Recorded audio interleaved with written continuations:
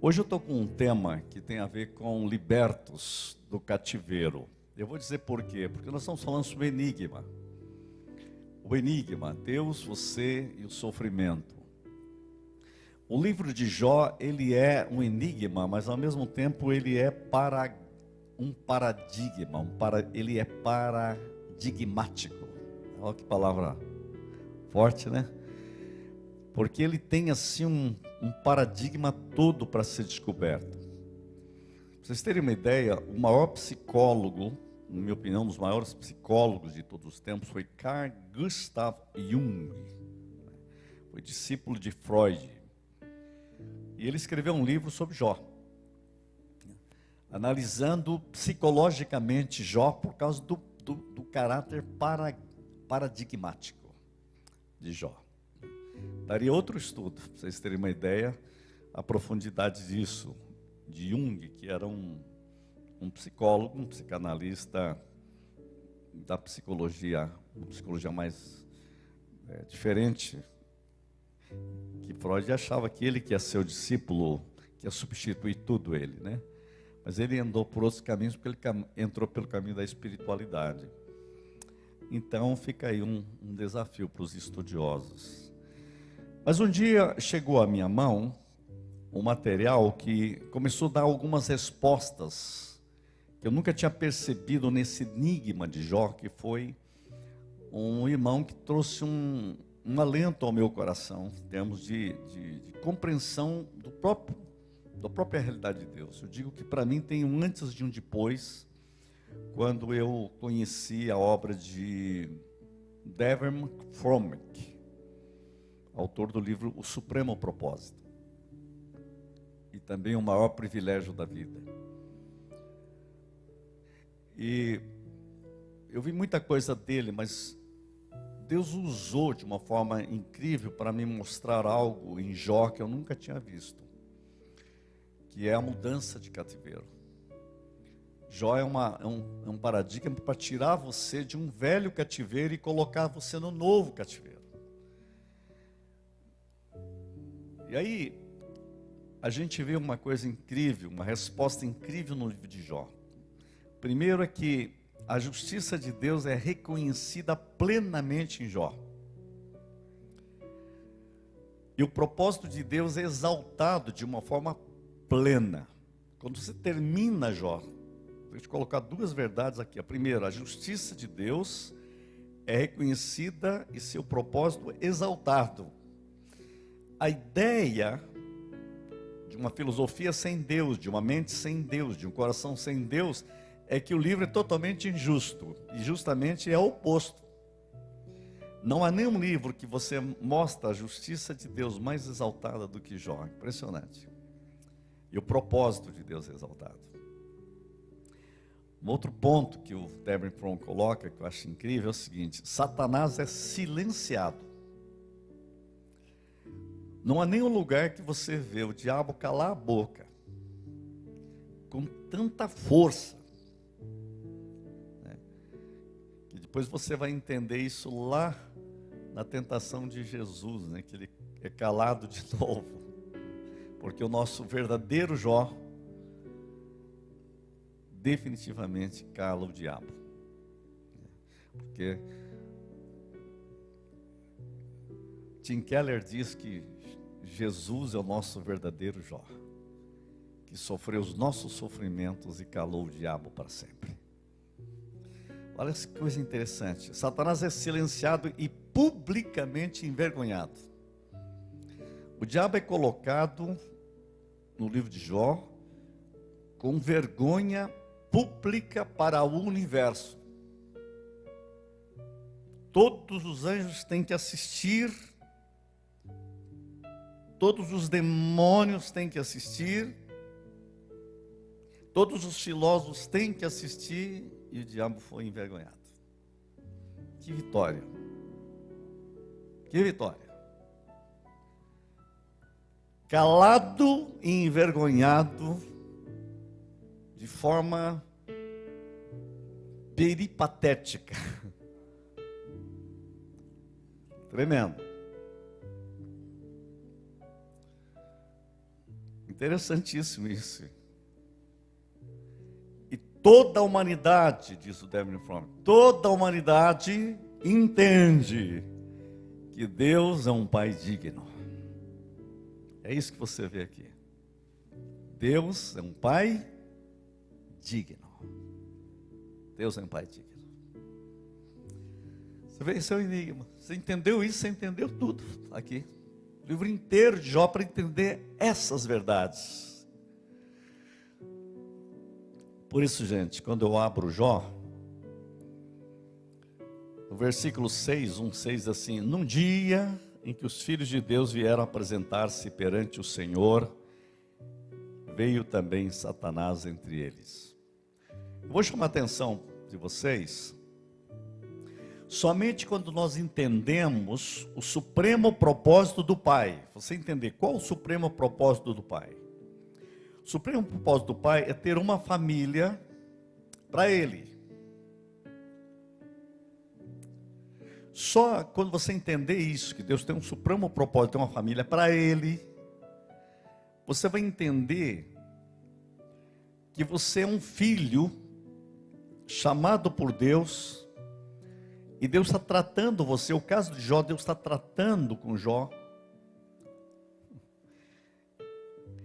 Ele precisa mostrar que o que ele está fazendo em Jó, os anjos, todo mundo está assistindo esse negócio, né? Deus vai fazer algo aqui que ele vai silenciar as hostes acusadores de Satanás. De Satanás, quer dizer, ele cala as hostes satânicas e ao mesmo tempo ele leva a ideia. Deus faz uma coisa tão tremenda aqui, esse é um enigma, hein? Que ele tem uma família que vive para o louvor da sua glória, como cantamos, Júnior, agora há pouco aqui. Que legal, né? Cantamos a música certa, porque essa é a ideia, é uma família que vive inteiramente para a glória de Deus. Isso aí que ele suscita. E que nosso Pai é um Pai digno, verdadeiramente digno de todo louvor. Então, há um enigma aqui. Por isso que eu digo, um dia nos céus, quando os filhos de Deus vieram apresentar-se a Satanás. Observe que é Deus que chama a atenção. Deus é que diz: se observaste o meu servo Jó, ninguém há na terra semelhante a ele. Não impressiona que é Deus que chama a atenção? Deus já sabia qual seria a reação de Jó, ou não sabia? Claro que sabia. Deus sabia que Jó realmente, como reagiria no teste. Mas Deus sabia outra coisa também.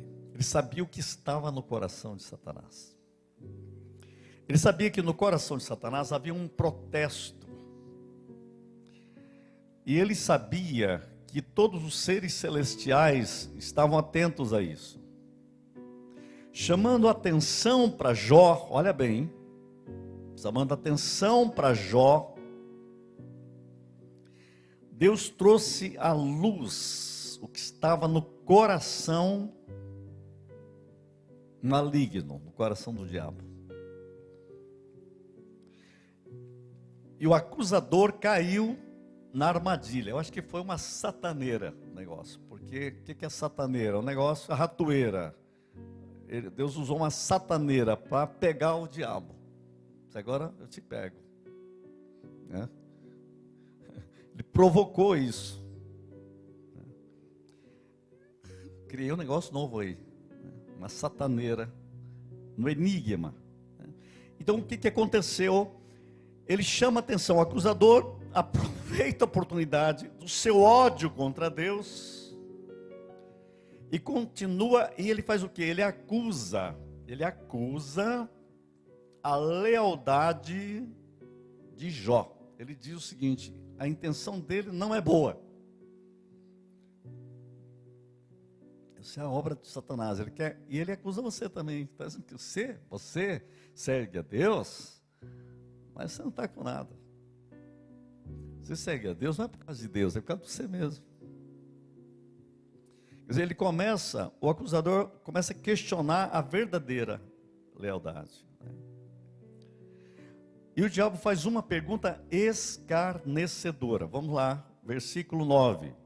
Então respondeu Satanás ao Senhor. Olha a pergunta. Versículo 9. Vai aparecer ali, olha só. Porventura, Jó, debalde, teme a Deus? Vamos colocar isso em português? Porventura, Jó teme a Deus a troco de nada? Deu para entender agora? Olha só. Foi a troco de nada? Ou o senhor está subornando ele? Jó só serve a Deus por causa do suborno. É isso que é a acusação. Ele está dizendo, o Senhor é um Deus que suborna seus filhos. Todo mundo que te serve, aí entrou você também, viu? É porque ele subornou você. Essa é a acusação. Isso daí precisa ser resolvido agora, porque os anjos todos estão ouvindo esse negócio. Será que existe alguém que serve a Deus mesmo, por causa de Deus? Ou serve a Deus por suborno? Tem gente pregando o Deus que suborna por aí. Uma vez eu ouvi no rádio, cara, disse, e Deus vai fazer. E se não fizer, abandona Deus. Porque o Deus que não faz, não é Deus. Só subornou o crente. É isso aí que o diabo diz. Por isso que é legal aquela música, né? Se Deus fizer, ele é Deus. Se não fizer, Deus também. Eu não abro mão de Deus. Essa é a ideia. Que é o oposto, porque o cativeiro foi arrancado. Eu sei de muita gente que já abandonou Deus porque Deus não fez do jeito que ele queria. Ou você não conhece? Porque ele quer um Deus para ele, não é ele para Deus. Esse é o cativeiro, que você tem que ser liberto. O século XI, acho que 11 ou 12, teve um irmão maravilhoso chamado Bernardo de Claraval. Se você quiser, anota e depois estuda. Bernardo de Claraval. Bernardo de Claraval escreveu algo muito interessante. Ele diz assim, que existe vários níveis de amor. O ser humano é alguém que ama a si mesmo por causa de si mesmo. É o pior nível que tem. Ele é egoísta, ele só ama ele mesmo por causa dele mesmo. Aí ele começa a melhorar, ele começa a procurar Deus. Não é porque ele ama Deus, ele procura Deus porque ele ama a si mesmo. Mas se ele melhorar mais, ele vai descobrir uma coisa, que ele pode, é o terceiro nível, ele começa a amar a Deus por causa de Deus. Mas mesmo assim ele começa a achar que ele amando Deus por causa de si mesmo, ele recebe mais. De novo ele está com o egoísmo aí. Mas diz que ele é só totalmente livre o dia que ele começar a amar a si mesmo, com o mesmo amor que Deus o ama. Olha que coisa incrível. Você chegar numa dimensão do amor de Deus, amando você. Você centra totalmente em Deus. Totalmente em Deus. Esse é o supremo propósito de Deus. Então o desafio foi lançado. O que Satanás está, quando ele pergunta porventura, debalde, Jó teme a Deus? O que o diabo está dizendo aqui, uma coisa sinistra. Ele está ironicamente, grava isso, ironicamente duvidando do caráter de Jó. E aí você tem que colocar que você também tem esse problema com o diabo. Mas também ele colocou em dúvida o caráter de Deus. Ele quer lançar a seguinte frase: seduzes os homens para que eles te sigam. Ele está dizendo, e eles te seguem só porque o Senhor seduz. O Senhor faz o seguinte, o Senhor protege eles, satisfaz todos os seus desejos. Sabe o que o diabo está acusando? Ele diz: o Senhor não é capaz de formar uma família sem usar suborno. E Deus aceita o desafio. Sabe o que acontece? Ele vai mostrar, e Jó vai ser testado agora. Há um homem, e há pessoas em todo o mundo, que serve Deus por causa de Deus. Essa é a maior derrota do diabo na sua vida. Porque você é liberto do cativeiro de si mesmo. Eu tenho afirmado muitas vezes isso aqui. O mais difícil não é Deus libertar você do pecado e do inferno. O mais difícil é Deus libertar você de você mesmo. O mais difícil é Deus nos curar de nós mesmos. O mais difícil não é você ser tirado do Egito. O mais difícil é o Egito ser tirado de você. O seu eu ser tirado do Egito e o Egito ser tirado do eu.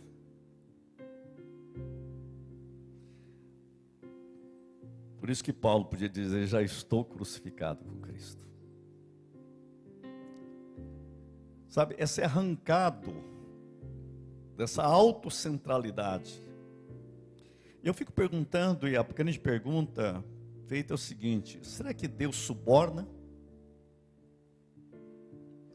Pode o nosso Pai, eu quero perguntar agora para você mesmo, você, olha bem, pode o nosso Pai ganhar filhos para si mesmo sem usar de falsos atrativos?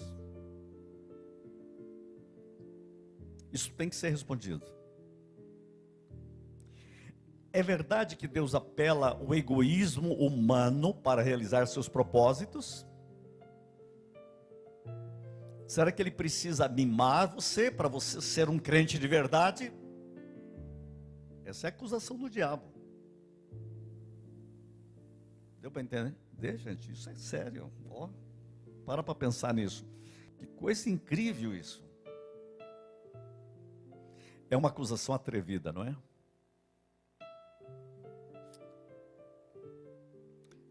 É como se dissesse assim: ele tem que usar o orgulho, o medo, o desejo de obter coisas. No fato, ele está acusando Deus, está zombando de Deus. Sabe o que ele está falando? Sabe o que o diabo realmente está falando? O Senhor usa os mesmos métodos que eu uso. E aí vou usar a psicanálise. Freud já dizia: você sempre acusa o outro do que você faz. Normalmente a gente vê no outro o que a gente é. O diabo é que faz desse jeito. Ele estava dizendo que Deus, o Senhor está fazendo do mesmo jeito que eu faço. Porque o diabo, ele apela a tudo isso e faz pactos. Porque ele sabe que esse é o jeito, ele sabe que é assim que o coração humano funciona. A grande pergunta é: será que Jó pertence a Deus por causa de Deus ou pertence a Deus por causa do interesse próprio? O que Satanás quer falar de Jó e fala de nós é o seguinte: que ele está insinuando que é o nosso interesse próprio que faz a gente buscar Deus, e não Deus mesmo. Olha o que ele fala: acaso não cercaste com Sebe, a ele, a sua casa e tudo quanto ele tem? O Senhor abençoa a obra das suas mãos. Ele está dizendo, ele gosta do Senhor, porque o Senhor mima ele. O Senhor é um Deus. Eu quero saber se o Senhor mudar isso, se ele vai continuar te adorando. Aí ele é mais safado ainda, ele vai assim: permita eu fazer isso. Eu quero ver qual a fidelidade dele. Então, dessa forma, sabe o que acontece? Toda a criação é visivelmente convidada para ver isso. Anjos, demônios, os filhos dos homens, todo mundo vai assistir agora o espetáculo. Todos os séculos estão olhando para Jó e todo mundo olha para Jó penalizado. Todos.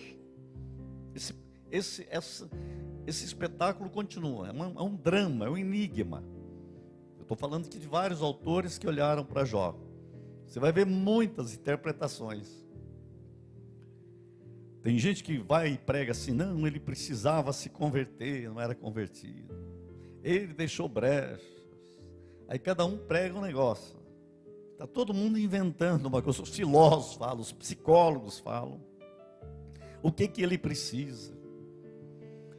Os amigos de Jó, inclusive, fazem isso. Cada um deles representava uma filosofia para dar a solução. E aí que a gente tem que entender o que estava acontecendo. Gente, nosso falar, nossas ações, nosso jeito de ser, revela como que nós estamos vivendo. Mas há um ponto aqui que eu quero que você capte. Deus queria, e Deus fez isso. Deus mudou o cativeiro de Jó para colocá-lo numa dimensão muito maior do que ele estava vivendo. Se você der uma olhada, você vai ver uma coisa incrível. Se você pegar o capítulo 29 de Jó, Jó mostra, e o Espírito Santo tem que nos revelar isso. Tem algo em Jó que precisa ser mudado. 48 vezes, em 25 versículos, ele usa a palavra eu.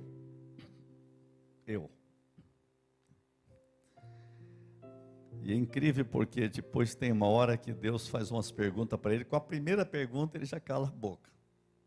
Onde você estava quando eu estava criando os fundamentos da terra?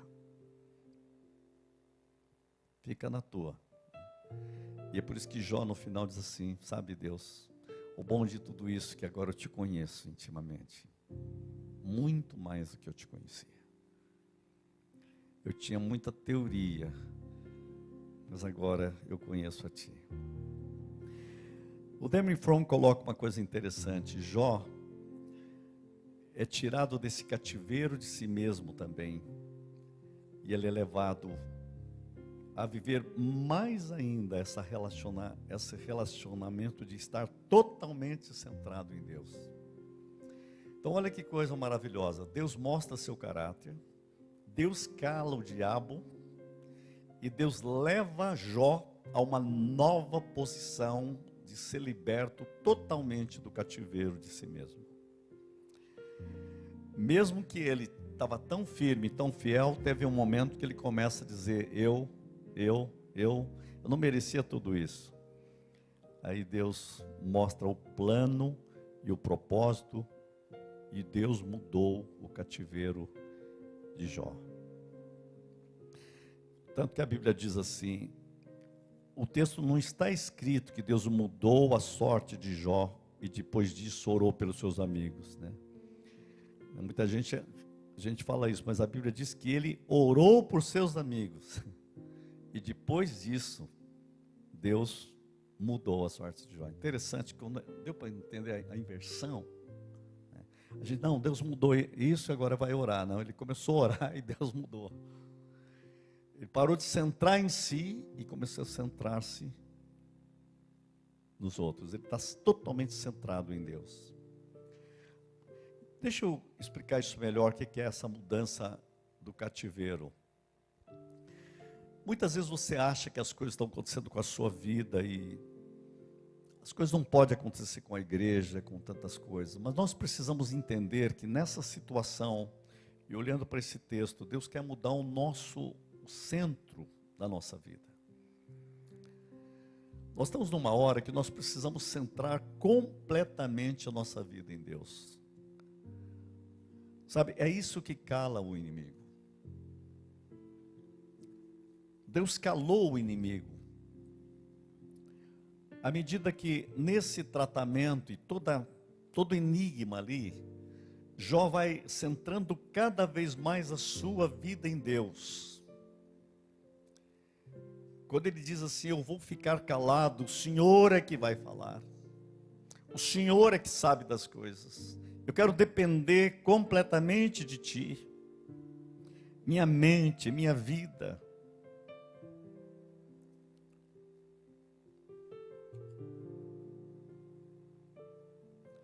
Interessante que aqueles amigos vêm para procurar a oração de Jó. E Deus usa. A Bíblia diz que nós precisamos viver uma vida mais para Deus. Eu quero convidar você a descentralizar em si mesmo e centralizar em Deus. Por isso que Paulo disse, cada dia morro. Isso é mudança de cativeiro. Esse é o enigma da vida. Vamos ver se eu estou conseguindo fazer entender. O grande enigma da vida é o seguinte: quando a cruz de Cristo opera em mim de uma forma poderosa. O que é a cruz? Em que eu morro cada vez mais para mim mesmo e eu viva mais para Cristo. Você é afetado demais quando as pessoas falam mal de você? Sabe por quê? Porque você está centrado em você. Quanto mais a cruz opera em você, você está pouco ligando para o que os outros estão falando. Gente, um filósofo, Sócrates, disse: eu não me interesso o que os outros falam de mim, porque não é problema meu, é deles. O cara é um filósofo, consegue ser melhor do que os crentes. Qualquer coisinha, fisga o sujeito, é egoísta, me feriu, vou buscar satisfação. Isso é falta de cruz. Falta de cruz. Não posso admitir que até os filósofos ganhem de gente que está com a Bíblia na mão. Esse texto quer dizer, isso eu fui liberto do cativeiro de mim mesmo.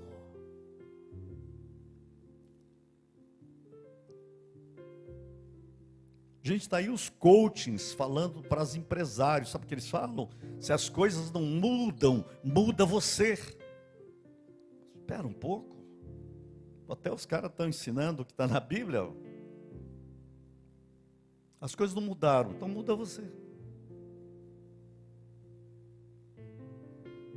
Sabe que você muda quando a cruz opera em você. Você é liberto desse cativeiro. Uma vez falaram para Abraham Lincoln, quando ele ganhou a eleição: o que você vai fazer com todos aqueles que te criticaram? Ele podia, agora tinha um poder, né, caneta na mão.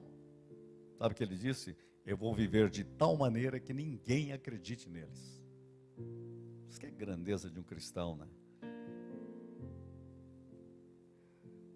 Quando alguém me critica, sabe o que eu vou fazer? Eu vou viver de tal maneira que ele vai ficar com vergonha. Foi isso que Jó fez. Foi isso que Deus fez. O diabo acusou Deus, ele mostra que naquela situação o homem é liberto até de si mesmo, mais do que já era.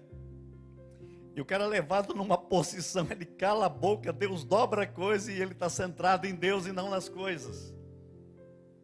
E Jesus vem lá e nos ensina a buscar em primeiro lugar o reino de Deus e a sua justiça, as demais coisas serão acrescentadas. Daí o cara fala: não, eu preciso das coisas, então vou buscar o reino por causa das coisas. Pronto, estragou tudo. Aí ele não tem nem coisa e nem reino.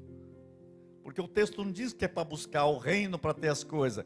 É buscar o reino por causa do reino, as coisas serão acrescentadas. E se não for acrescentada, eu continuo com o reino. O reino é melhor que as coisas.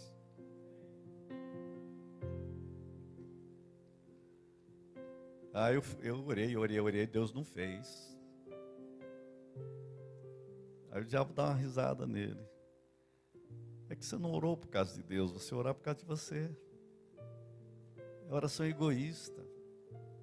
Tiago diz isso: vocês pedem, mas não recebem, porque vocês pedem mal. Pede por causa do egoísmo. Pede para centrar em vocês mesmos. Não vai dar certo mesmo essas orações.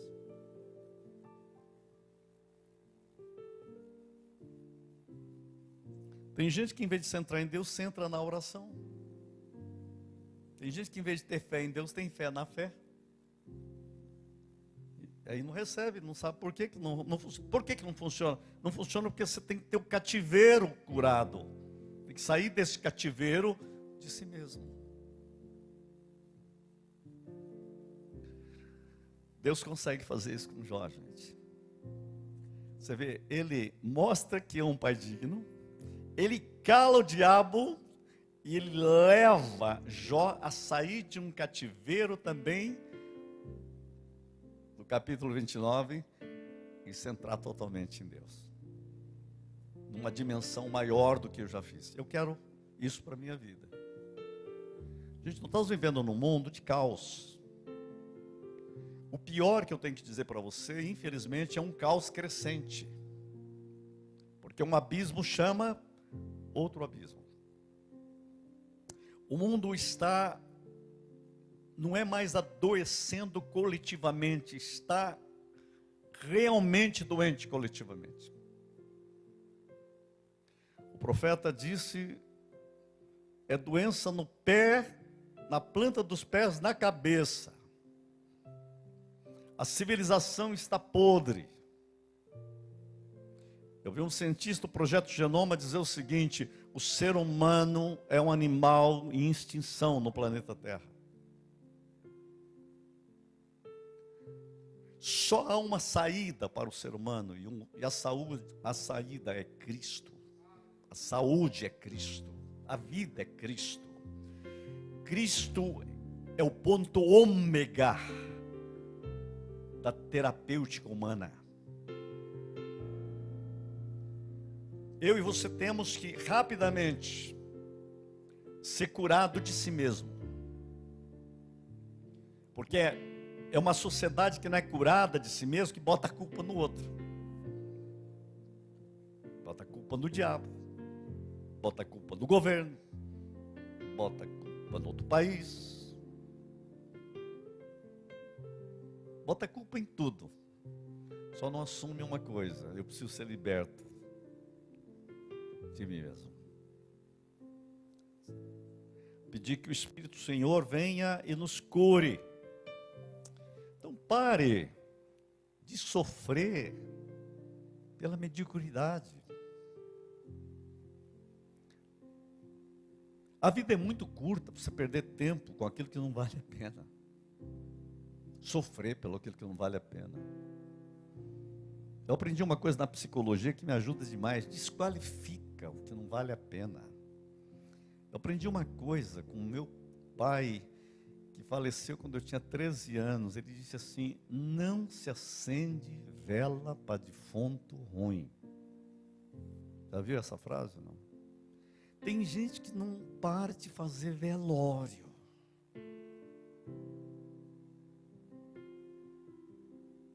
Ah, me falaram isso. Quanto faz? Faz 20 anos.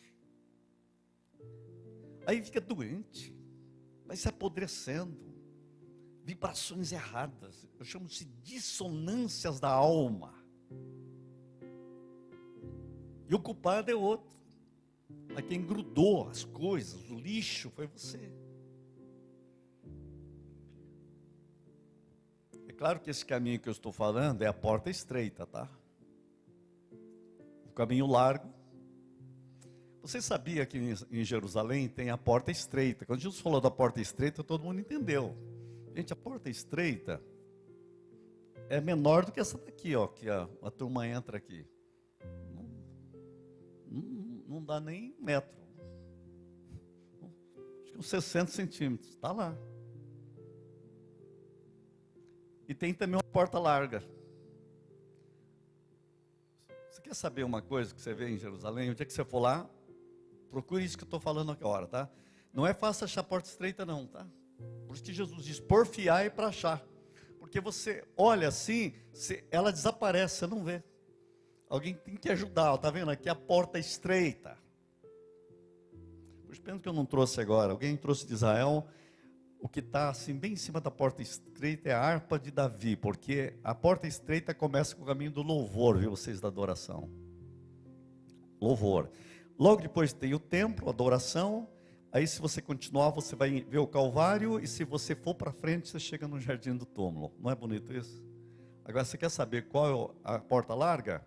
É o caminho do lixo. Jerusalém, caminho do lixo, porta larga. Se você entrar pela porta larga, a primeira coisa que você tem, o cassino.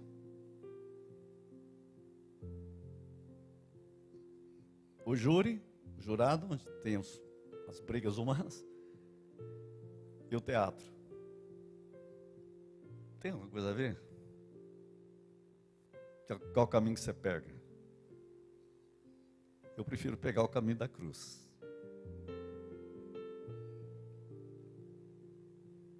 Deus quer nos libertar de nós mesmos.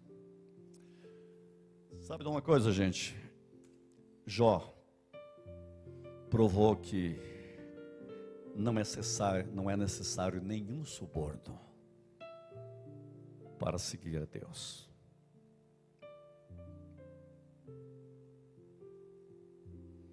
O diabo fez um plano. No fundo, ele estava querendo testar Deus. Certo? Mas Deus fez algo incrível. Deus calou o diabo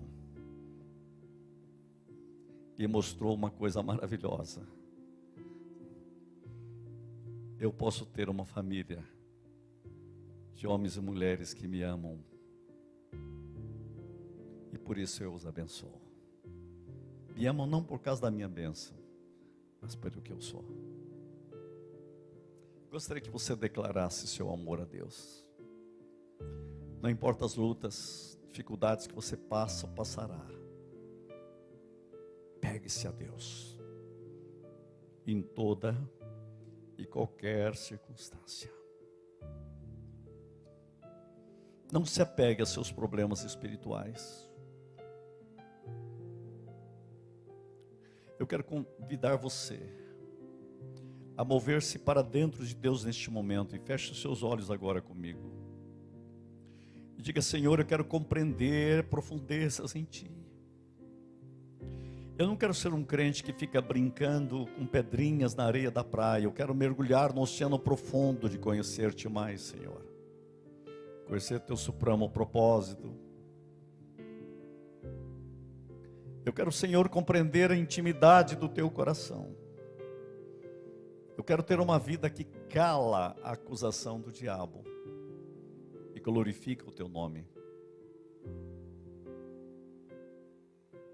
que transforma manhãs de dificuldade em manhãs de ressurreição. Eu quero viver, Senhor, a realidade da cruz que produz o túmulo vazio e o céu aberto. Pai, todos nós estamos passando pela terra e sendo tratados aqui. Temos lutas, sim, mas vitórias muito mais, sempre. Abraça o Teu povo, Senhor. Toca-nos com Teu Espírito. Faz com que a nossa vida tenha o significado de viver em Cristo. Inteira confiança no meio das lutas. Dá-nos a habilidade de orar no meio das lutas. Eu oro agora, em nome de Jesus. Quem recebe, crê, diz: amém, amém e amém.